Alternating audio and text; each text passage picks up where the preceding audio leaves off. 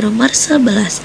Perhatikan jenis-jenis organisme berikut ini. Ada nostoc, terus Gloecapsa, Anabaina, dan Chlorella. Nah, dari organisme di atas itu, mana yang dapat meningkatkan kandungan nitrogen di tanah? Jadi seperti yang kita tahu, nitrogen di atmosfer itu nggak bisa diikat sama kebanyakan organisme ya, kayak tumbuhan, manusia, hewan itu nggak bisa mengikat nitrogen. Jadi yang bisa mengikat nitrogen itu cuma organisme khusus kayak bakteri. Nah, bakteri apa aja sih? Yang pertama ada nostoc, ada Gloecapsa, dan Anabaina. Jadi di sini Chlorella itu tidak termasuk. Nah, selain ada yang nostoc sampai Anabaina itu, ada juga bakteri yang lain, contohnya ada Rhizobium dan juga Azotobacter. Jadi nomor 11 jawabannya adalah A. 1, 2, dan 3 benar.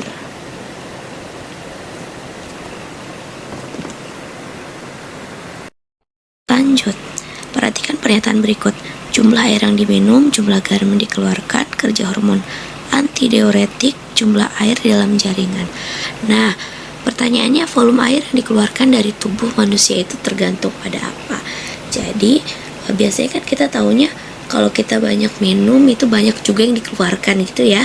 Tapi ternyata volume air yang dikeluarkan dari tubuh itu tidak hanya tergantung kepada jumlah air yang kita minum aja atau yang kita masukin aja ke dalam tubuh, tetapi juga tergantung pada jumlah garam yang dikeluarkan oleh darah dan juga kerja hormon antidiuretik dan juga jumlah air yang ada di dalam jaringan.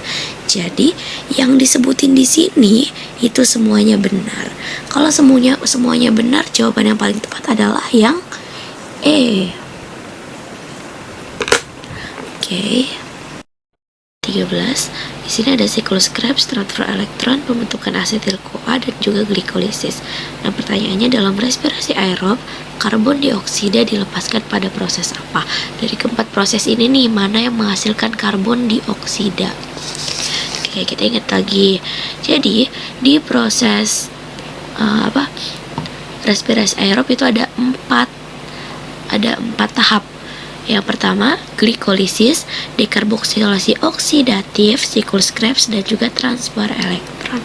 Jadi di glikolisis ini perubahan glukosa itu dipecah menjadi NADH, terus ada juga 2 asam pirufat dan juga 2 ATP.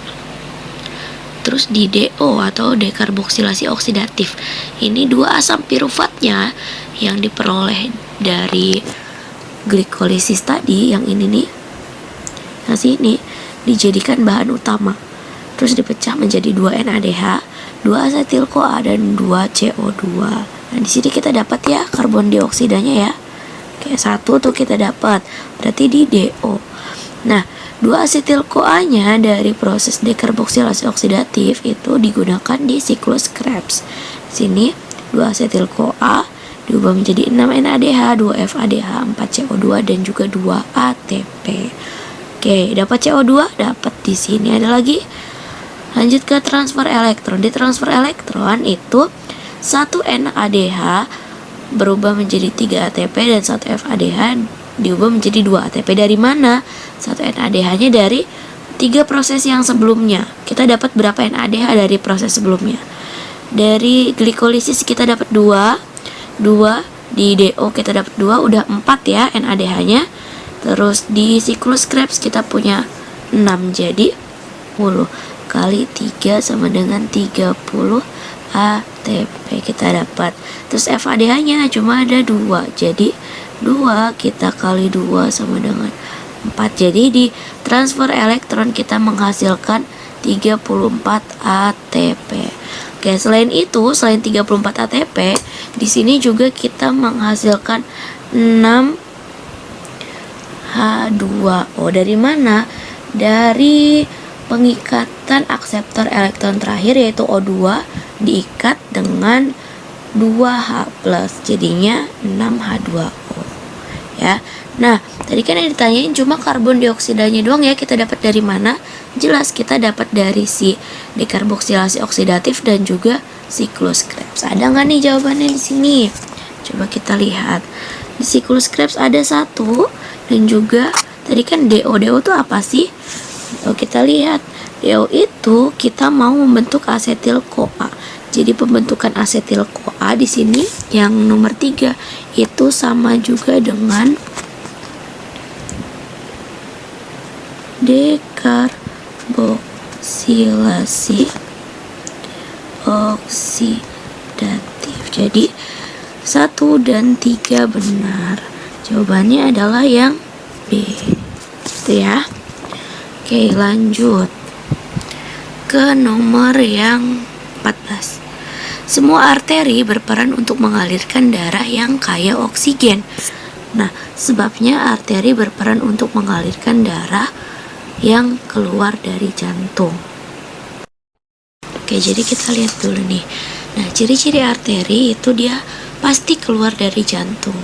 Nah, bisa disalurkannya ke seluruh tubuh atau dibawanya ke paru-paru gitu ya.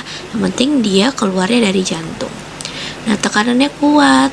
Juga dia punya dinding tebal dan elastis. Kenapa? Karena tadi tekanannya kuat itu. Kalau dia nggak punya dinding tebal, dia akan akan pecah ya. Oke.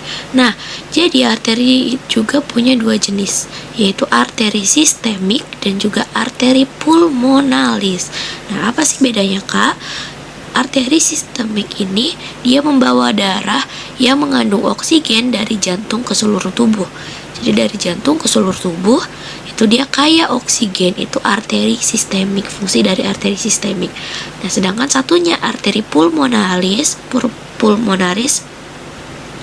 dia membawa darah dari jantung ke paru-paru, tapi darahnya tanpa oksigen. Coba, berarti yang A ini semua arteri berperan untuk mengalirkan darah yang kaya oksigen. Itu salah ya, karena tadi arteri pulmonalis dia tidak mengalirkan darah yang kaya oksigen. Gitu. Jadi yang pertama udah salah yang atas. Yang kedua, arteri berperan untuk mengalirkan darah yang keluar dari jantung. Itu benar, karena baik pulmonalis maupun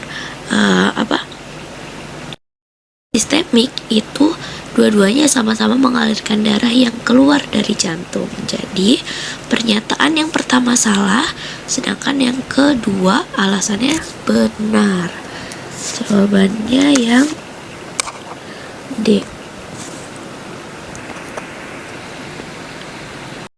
Nomor 15, interaksi sosial antara rakyat ratu dengan rakyat pekerja merupakan interaksi di dalam suatu komunitas. Nah, sebabnya kelompok rakyat ratu dan kelompok rakyat pekerja masing-masing merupakan populasi makhluk hidup. Oke, coba kita lihat dulu ya. Kita harus bisa bedain nih, apa sih populasi dan komunitas itu. Biasanya dimulai dari individu kan. Kalau individu itu satuan makhluk hidup atau satu spesies gitu, misalkan seekor semut gitu ya, itu individu. Nah, di atas individu ada populasi nih. Populasi itu gabungan individu sejenis yang menempati wilayah yang sama. Jadi sekumpulan semut di gudang gitu, itu populasi. Jadi masih satu spesies atau satu jenis yang menempati wilayah sama. Sedangkan kalau komunitas itu gabungan dari beberapa populasi, jadi harus lebih dari satu populasi. Nggak boleh sama, harus berbeda spesies. Misalkan dalam satu hutan itu ada populasi rusa, ada populasi harimau, populasi jerapah. Itu masuknya ke dalam komunitas ya. Dia ada di satu wilayah yang sama, yaitu di hutan yang sama. Tuh. Kalau kita lihat dari soal ini, interaksi sosial antara rakyat ratu dengan rakyat pekerja. Kita lihat di sini, rakyat ratu sama rakyat pekerja itu sama-sama rayap kan? Dia masih satu spesies yang sama. Nah, bisa gak sih ini dikategorikan sebagai komunitas? Gak bisa, karena dia masih satu spesies yang sama. Yang membedakan apa? Cuma tugasnya aja ya. Jadi yang pernyataan pertama ini salah.